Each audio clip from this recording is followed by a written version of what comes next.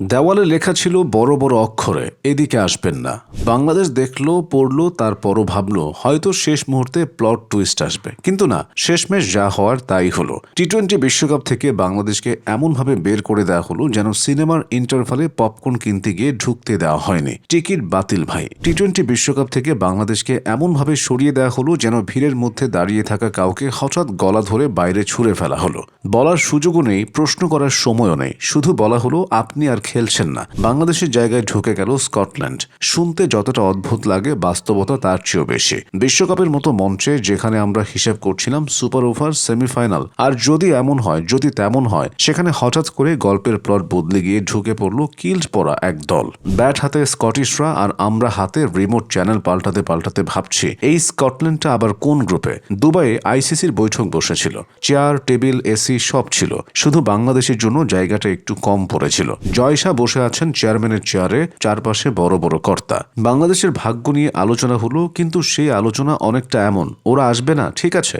তাহলে next option. Cricket বিশ্বে নাকি ব্যাকআপ প্ল্যান খুব জরুরি। বাংলাদেশের ব্যাকআপ হিসেবে প্রস্তুত ছিল স্কটল্যান্ড, একদম রেডি টু ইউজ। এদিকে স্কটল্যান্ডের ফিক্সচারও ঝকঝকে। গ্রুপ সিতে ঢুকে কলকাতার ইডেন গার্ডেন্সে খেলবে ওয়েস্ট ইন্ডিজের সঙ্গে, ইতালির সঙ্গে আর ইংল্যান্ডের সঙ্গে। তারপর মুম্বাইয়ে নেপালের বিরুদ্ধে ম্যাচ। মানে ভ্রমণসূচি এমনভাবে সাজানো যেন ট্রাভেল ব্লগ বানানোর প্ল্যান আগে থেকেই ছিল।